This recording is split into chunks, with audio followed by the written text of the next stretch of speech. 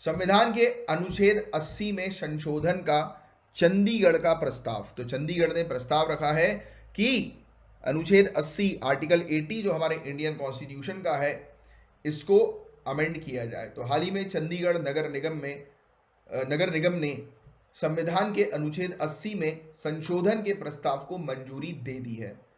इस संशोधन में चंडीगढ़ नगर निगम के पार्षदों द्वारा राज्यसभा में एक प्रतिनिधि भेजने का प्रस्ताव है। तो प्रस्ताव क्या है चंडीगढ़ की तरफ से?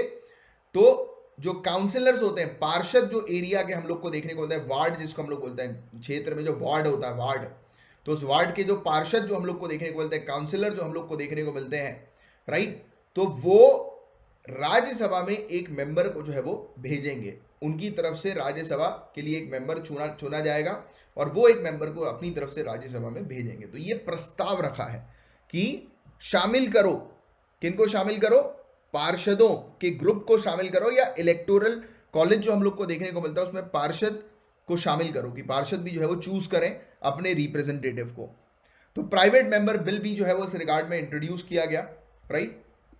और आर्टिकल 80 की बात करें गाइस, तो अनुच्छेद 80 की, तो आर्टिकल 80 जो हमारे इंडियन कॉन्स्टिट्यूशन का है वो किस चीज से डील करता है कि काउंसिल ऑफ स्टेट्स, जिसको हम लोग राज्यसभा के नाम से जानते हैं या अपर हाउस के नाम से जानते हैं, तो इसमें कौन लोग होंगे, इसका कंपोजिशन क्या होगा, तो इसकी जानकारी आर्टिकल 8 से हमें मिलती है। चंडीगढ़ जो कि एक यूनियन टेरिटरी है बिना किसी लेजिस्लेटिव असेंबली के, तो चंडीगढ़ के अंदर, चंडीगढ़ की यानी कि पार्लियामेंट के अंदर हम लोग को चंडीगढ़ की सीट भी देखने को मिलती है, तो एमपी है वहां पर, राइट। चंडीगढ़ जो है वो मेंबर ऑफ पार्लियामेंट की एक सीट भी हम लोग को नजर आती है, देखने को मिलती है, उसके पास भी सीट है, राइट, लोकसभा के अंदर, हाउस ऑफ पीपल के अंदर, राइट।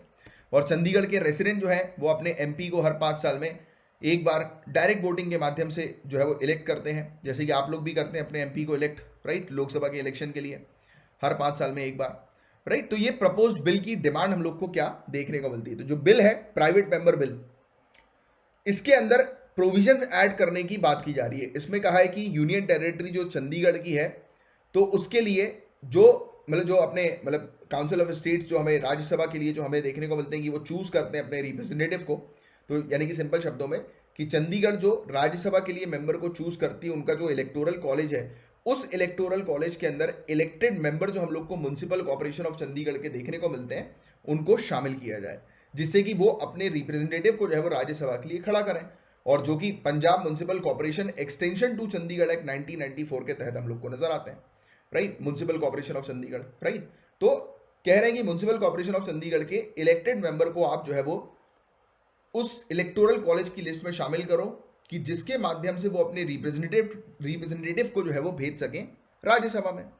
और इसमें बताया जा रहा है कि 4th शेड्यूल जो है, राइट, 4th अनुसूची जो हम लोग को देखने को मिलती है, इसमें इसमें संशोधन करते हुए, अमेंडमेंट करते हुए, इसमें प्रविष्टि 32 एंट्री 32 चंडीगढ़ को जोड़ने की मांग की गई है। ये कह रहे हैं कि एक अलग से एंट्री भी जो है वो ऐड कर दो। तो ये 4th शेड्यूल क्या होता है? तो 4th शेड्यूल के अंदर हम लोग को काउंसिल ऑफ स्टेट्स में जो राज्यसभा की जो सीट्स हम लोग को देखने को दे रही, council of states equals to Rajya Sabha, इसकी जो सीट्स है वो किस प्रकार से एलोकेट होंगी उसके प्रोविजन है। तो आप 4th शेड्यूल को भी जो है वो अमेंड करो। तो ये चीज उन्होंने कही है। तो लीगल इशू आज की डेट में क्या है और क्यों म्युनिसिपल काउंसिलर यानी कि पार्षद को क्यों इस चीज के लिए, यानी कि जो इन्होंने प्रपोजल रखा है इस चीज के लिए क्यों ऐड नहीं कर सकते? तो ये बहुत ध्यान सुनना, ये वाली चीज ये बहुत इंपॉर्टेंट है। तो जो इलेक्टेड म्युनिसिपल कॉर्पोरेशन काउंसिलर जो हम लोग को देखने को मिलते हैं, यानी कि जो इलेक्टेड पार्षद जो हम लोग को देखने को मिलते हैं, इनका कोई इलेक्टोरल कॉलेज का ये पार्ट नहीं है, मतलब कि राज्यसभा के मेंबर को इलेक्ट करने में इनकी कोई भूमिका नहीं है, राइट। जो राज्यसभा जो हम लोग को देखने को मिलता है, राइट, राज्यसभा, उसमें जो मेंबर्स हैं उनको इलेक्ट करने की इनकी भूमिका क्यों नहीं है? क्योंकि इनकी जो पावर जो हम लोग को देखने को मिलती है, राइट, वो कैसी पावर है? सिविक पावर है। एक पार्षद का काम क्या होता है? लोकल एरिया जो हम लोग को नजर आ रहा है, एक पर्टिकुलर वार्ड, तो उसको मैनेज करना, उसको मेंटेन करना कि वो सही तरीके से रहे, यानी कि लोगों जो रेसिडेंशियल जो लोग हम लोग को देखने को मिलते हैं, जैसे आपको पता होगा गाइस कि आप काफी सारे लोग या आप में से आपके फ्रेंड वगैरह जो होंगे वो एक टाउनशिप में रहते होंगे, मतलब कि एक कवर्ड कैंपस में रहते होंगे। तो आपको पता है कि कवर्ड कैंपस में प्रॉपर फैसिलिटीज हम लोग को देखने को मिलती है, राइट, कवर्ड कैंपस। तो आपको पता होगा काफी सारे ऐसे कवर्ड कैंपस है जिनके खुद की एक बोर्ड होता है जो उस पूरे कवर्ड कैंपस को मैनेज करता है। उस बोर्ड में लोगों को इलेक्ट किया जाता है, या तो फिर आपने कई बार मूवी में भी देखा होगा, राइट, कि एक बोर्ड होता है कवर्ड कैंपस का कि वहां के एक प्रेसिडेंट होते हैं, बोलते हैं ना कि आपकी सोसाइटी का प्रेसिडेंट कौन है बताइए जरा, तो उसका भी इलेक्शन होता है। सेम वैसे ही ये पार्षद होते हैं, राइट। इस तरीके समझो आप, पार्षद का काम क्या होता है कि एक पर्टिकुलर लोकल एरिया पर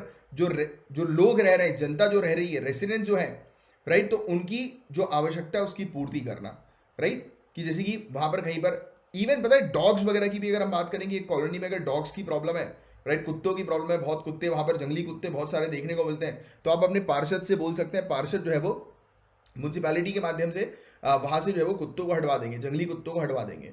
मैं बहुत डरता था कुत्तों से, और मैं डरता हूँ, राइट, बहुत ज़्यादा मुझे डर लगता है, तो मैंने भी अपने पार्षद से जो है वो कांटेक्ट करवाया था पापा के थ्रू, तो उन्होंने जो है वो कुत्तों को यहाँ से सोसाइटी से जो है वो हटवा दिया था, राइट। क्योंकि वो यार एकदम झुंड बना के बैठ जाते थे, और मैं निकलूँ तो घर ही नहीं पहुँच पाऊँ, मैं दिमाग खराब, फिर मुझे अपने छोटे भाई को बुलाना पड़ता था, यार तू बाहर आ 1 मिनट और आ मेरे पास। मैं छुप छुप के फिर साइड से जो है वो निकलता था। मैं बहुत डरता हूँ, आज भी डरता हूँ, बहुत ज़्यादा डर लगता है मुझे कुत्तों से, क्या बताएं आप, ये है बचपन से ही एक डर है, राइट। तो वो वाली चीज़ है।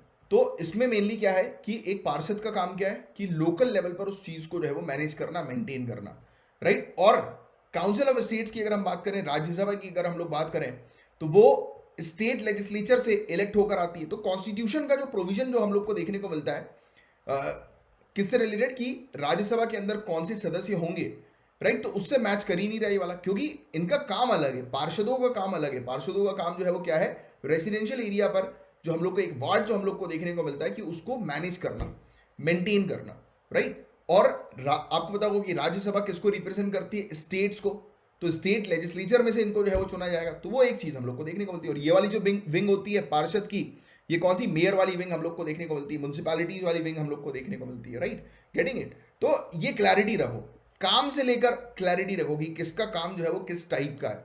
तो इनका काम क्या है, म्यूनसिपैलिटी का इनका काम हम लोग को मेनली देखने को मिलता है। So if the function of, ये लाइन बहुत इंपॉर्टेंट है कि if the function of civic body are to be extended beyond, it would go against constitutional mandate। कि भाई अगर आप सिविक बॉडी का फंक्शन अगर आप और बढ़ा देते हो, उनके रिप्रेजेंटेशन को अगर आप अगर कहें राज्यसभा के माध्यम से नेशनल लेवल पर लेकर आ जाते हो, तो उनका जो रोल है वो ही नहीं रहेगा जो कॉन्स्टिट्यूशन में मेंशन्ड है, राइट। तो उसके अकॉर्डिंग रोल ही नहीं रहेगा, क्योंकि इनका रोल तो एक लोकल लेवल पर है कि रेसिडेंट को पूरी फैसिलिटीज मिलनी चाहिए, इस पर वो काम करे। जैसे मैंने आपको टाउनशिप का एक एग्जाम्पल दिया, सोसाइटी का एग्जाम्पल दिया, जैसे सोसाइटी में एक प्रेसिडेंट होता है, तो वैसे ही इनका एक काम होता है इस तरीके का। तो ऐसी चीज़ों को समझोगे ना तो आसानी होगी समझने में। सो राज्यसभा के मेंबर जो है वो कैसे इलेक्ट किए जाते हैं, तो मैं आपको एक सिंपल सा टास्क दे रहा हूँ। आपको ये वाला जो टॉपिक है ना, ये आपको लक्ष्मीकांत से जो है वो कवर करना है। हालांकि मैं एक छोटा सा आपको आइडिया देता हूँ कि राज्यसभा के मेंबर जो है वो इनडायरेक्टली इलेक्ट किए जाते हैं, that is by MLA, right, member of legislative assembly के तहत, राइट। और मेंबर जो हम लोग को स्टेट लेजिस्लेटिव असेंबली के देखने को मिलते हैं, वो वोट देते हैं राज्यसभा इलेक्शंस के लिए। और वोटिंग जो होती है वो proportional representation by means of single transferable vote के माध्यम से होती है। और हर एक एमएलए का वोट जो होता है वो एक ही बार जो है वो काउंट किया जाता है, राइट। बट उनके वोट्स के जो स्ट्रेंथ जो होती है वो डिफरेंट होती है। अब ये क्या है, तो ये जो आप डिटेल में जो है वो लक्ष्मीकांत से पढ़ोगे तब आपको इस चीज़ के बारे में क्लैरिटी होगी, क्योंकि इस पर अलग ही एक प्रॉपर टॉपिक है, प्रॉपर चैप्टर है, दैट इज अराउंड 2 आवर्स। तो 2 आवर्स का इससे रिलेटेड एक अलग ही चैप्टर है। इस पर आप अगर ध्यान से पढ़ोगे, पूरी चीज़ को समझोगे, तो 2 घंटे ऑलमोस्ट जो है वो आपको लगेंगे समझने में अच्छे से चीज़ों को, और आपके दिमाग में पूरी चीज़ जो है वो क्लियर हो जाएगी regarding proportional representation by means of single transferable vote के तहत, वोट वाली भी। सो राज्यसभा की सीट को जीतने के लिए एक कैंडिडेट जो है उसे एक रिक्वायर्ड नंबर ऑफ वोट्स की आवश्यकता होती है।